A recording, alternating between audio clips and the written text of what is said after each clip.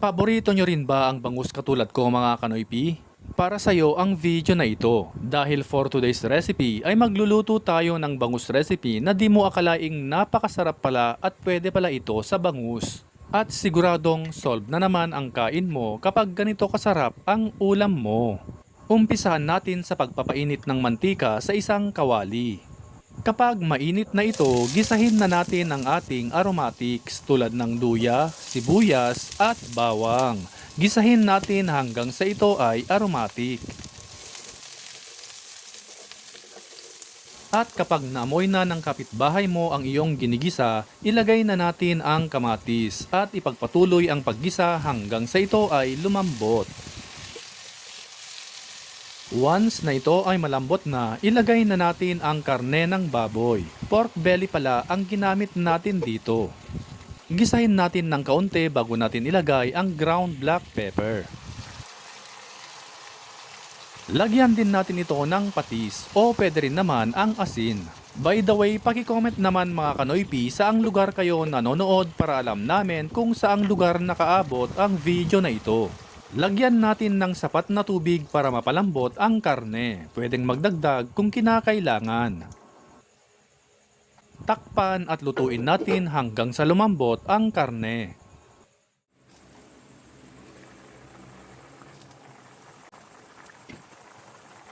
At this point ay malambot na ang karne.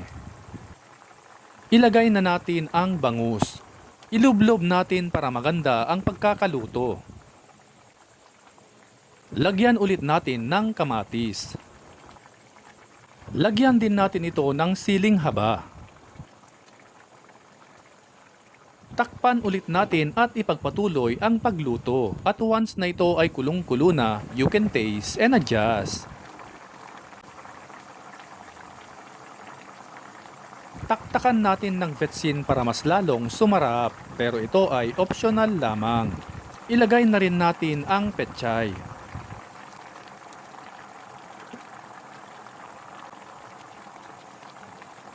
Takpan at lutuin pa natin ng saglit lang para di ma-overcook ang pechay.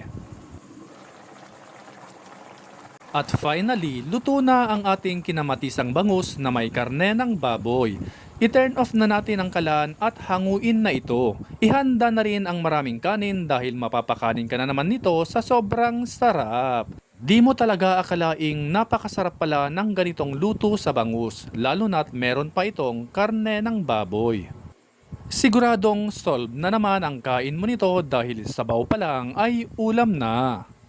Shoutout nga pala kay Odi Roman F. Season from Netherlands, Dolores Caballero from New Jersey, USA, Neresa Cadayona Ne Maria from Bukong Negros Oriental, at Edna Rapisora from Lawag City. Maraming salamat po sa inyong walang sawang pagsuporta. At kung bago ka pa lamang dito sa aming page, ay mag-follow ka na para updated ka lagi sa aming bagong recipe. Hanggang sa muli! Kain na mga kanoypi!